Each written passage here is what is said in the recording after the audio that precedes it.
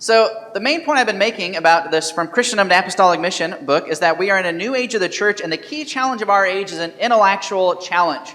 The worldview that surrounds us is not a Christian worldview. And for about 1,500 years in the church, at least here in Western civilization, that has not been the case. So it's a new challenge for us.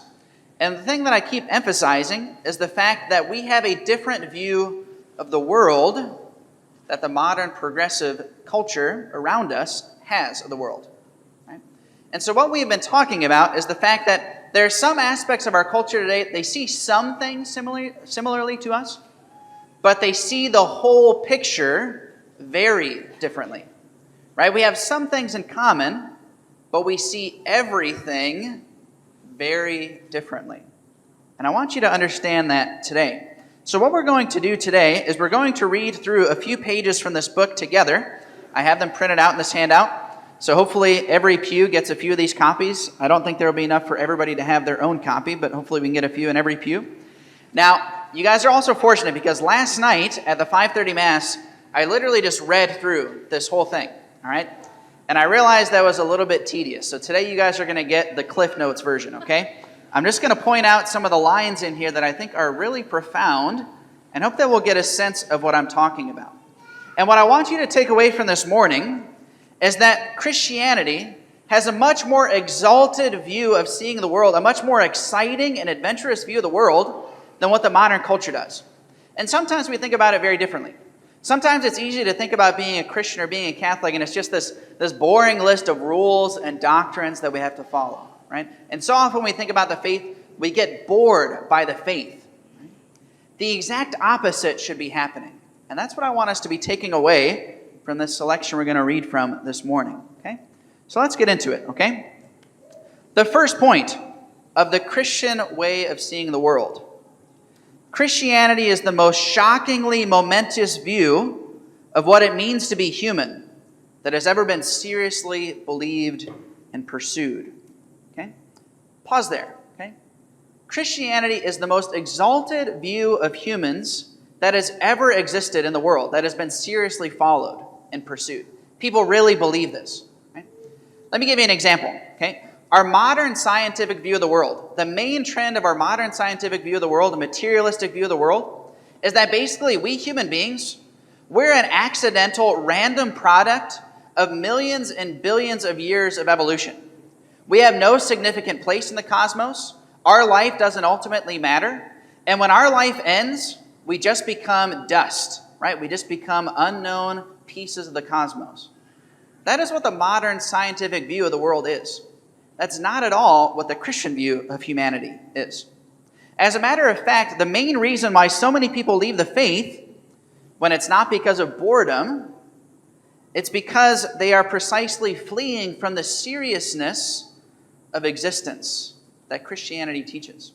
Right, have you ever thought about how serious your existence is? Right, have you ever thought about the fact that when you die, your earthly life ends? It's not as if your eyes close, the movie scroll ends, and everything's over. No, you will continue to exist forever. Your life will never stop existing. And you will continue to exist in a place where we all want to go or a place where we don't want to go. Your life and your existence is an extremely serious business. And everything we're doing in this life is leading us to one destination or the other. It's extremely serious. Right? Going on to the next paragraph here, if you guys have your handouts. Right, we're on page 70, going to the second paragraph. In the Christian vision, to be a human is to be involved in an extraordinary adventure. And this adventure and this drama began before we were ever born and will continue long after you die. And each of us has a unique role to play in it. How often do you think about the faith as an adventure, right? As a drama? Right? One of my favorite scenes from Tolkien's Lord of the Rings is when Sam and Frodo, right, they're approaching Mount Mordor and they end up in a sticky situation. And Sam pulls out the phial of Galadriel that he has in his pocket, that Galadriel had given to him. And at that moment, he realizes that as a child, he had heard stories and myths and legends about this famous phial of Galadriel, right, from centuries before. And he realized that all of a sudden, here he was with that very same phial. That all those legends and stories that he heard about as a child was not just a myth or a legend. It was a story and a drama that he himself was now partaking in. How often do you think about the faith like that? Right? It's so easy for us when we read the Bible, for example. We think about these stories as just taking place in some far distant land, like we treat them like myths or fairy tales. Have you ever realized that you and I are the modern day partakers in that same story from the scriptures, from salvation history? The drama of salvation that continues to go on even today, that began even before we were ever born, centuries, millennia before any of us were ever here. And now we are the players in that drama, in that adventure. And each of us has a unique role to play. Right? God created every single one of us with an intention in mind. And the whole point of our existence is to figure out what that intention is and what our role is to play in this drama. Continuing on, the third paragraph. An integral aspect of this drama is that we have been born into an invisible world as well as a visible one. And that invisible world is incomparably more real, more lasting, more beautiful, and larger than the visible world. Again, how often do you think about that with your faith? Do you keep in mind, do your eyes see that we are partakers in an invisible world? Right? The modern scientific view just wants us to see all things that are material, everything that is physical. But every single human being, even though we can see the visible person, we miss and we can't see the invisible soul that is within them, that will last forever. Right? We don't see the angels and the demons that are surrounding us. We don't see the power of grace through the sacraments. We don't see that through the sacrament of baptism, we have literally become members of the communion of saints. Right? Heaven itself comes down through us, through our participation in the sacraments. We are members of an invisible world. Every single one of us has a guardian angel. How often do you think about those invisible realities that are around us all the time? We are members of an invisible world. Going on to the next paragraph, the fourth paragraph. Every human being has been created for a magnificent destiny that makes the greatest prizes of this world seem like uninteresting nothings. Right? Going on to the end of that paragraph. We are each of us meant to be what we would be tempted to call gods in heaven. Right? You ever thought about that? C.S. Lewis, in his essay, The Weight of Glory, he has this beautiful phrase. He says that every single person you interact with, whether you like them or not, whether they're annoying or not, every single person is destined to be in everlasting splendor in heaven. Right? As in something so powerful, so great, that if we were to see them now, we would be tempted to fall down and worship them because of the glory of their being. On the other hand, C.S. Lewis shares that people are also destined to be immortal horrors if they don't fulfill that destiny. Something so terrifying, something so horrifying, that you can never even dream about it in a nightmare. Right? That's what people in hell are like. Right? Going on to the next paragraph. Our destiny, we're called to this great heavenly destiny, and yet our destiny is at a great risk. Had it not been for the intervention of God himself in our history in Jesus, by a shocking act of humility and love, our divine destiny would have been lost to us by our own pride and rebellion. For we had received a mortal wound. Do you ever think about sin in that way? Sometimes we think about sin as just like, oh, we just make God angry, right? We just disobey God. No. Sin literally harms us. It kills us. It sucks the life out of us. And we were destined for this great eternal heavenly destiny. And yet through our own fall, through our own sinfulness, we became mortal wounded, and we lost that destiny forever. And thank God that he intervened for us by becoming a human being and winning salvation for us. Right? Continue on, the next paragraph. The true history of the human race has been largely hidden. Events of great significance take place away from the eyes of the world. And by many orders of magnitude, the most important event in history was the coming of God himself among us in human form. He came not only to teach us truth, but also to do battle for us against the powers of darkness, and having conquered them, to revivify us. What does it mean to revivify? to literally give us our life back and our destiny back to us. He gave his life as an offering to bring us back from the dead and adopt us into his own divine nature. Right? Remember that. The most important event of all of world history is the incarnation of Christ and his saving work on the cross. How many of our students in schools, they spend so much time learning about all these other events from world history, and yet so little studying the life of Christ? Right? The most important event in entire world history is what Christ has done for us.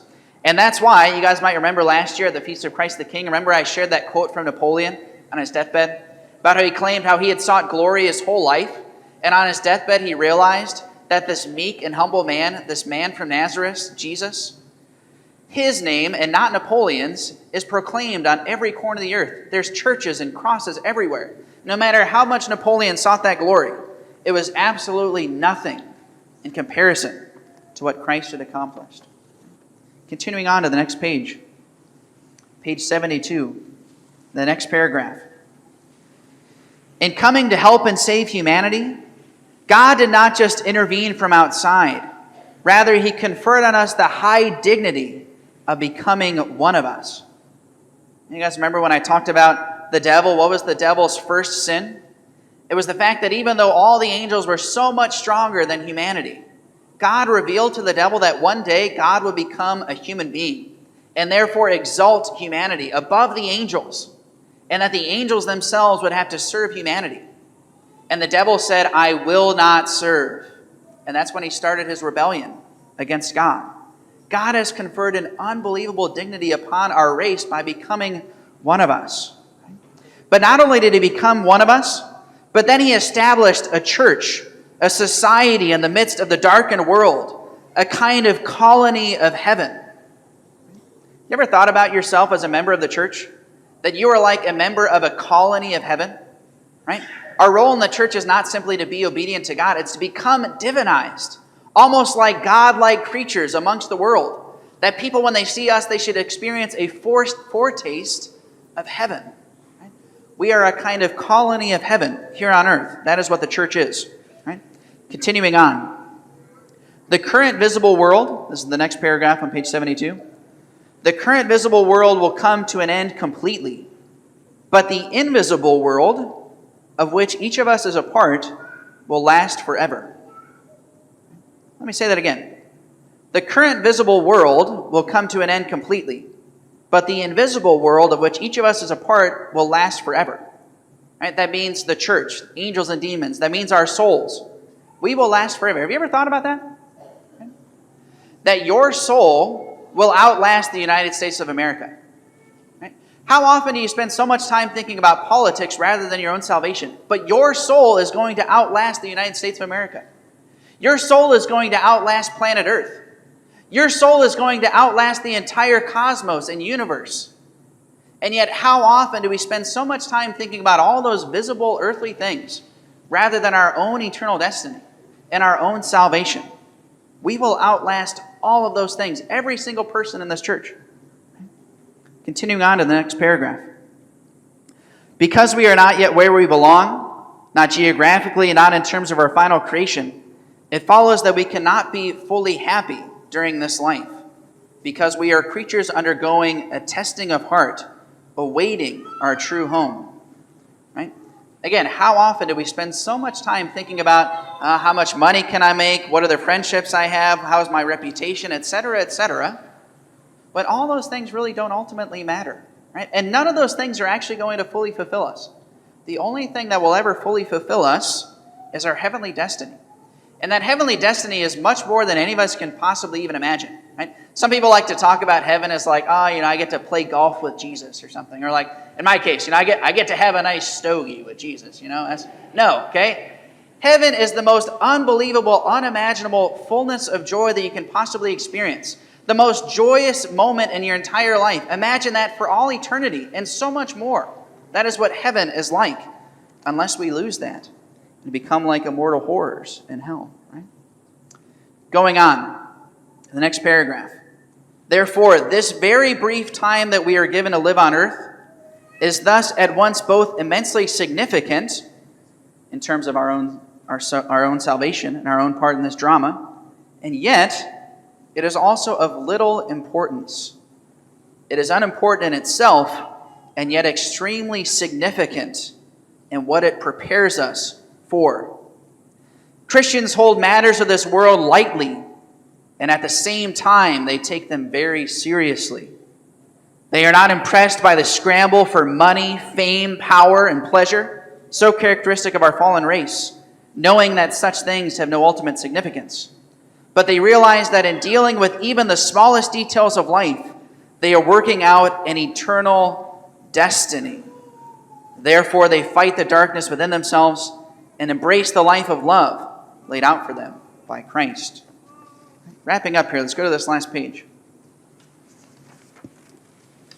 Page 74, right? The second paragraph.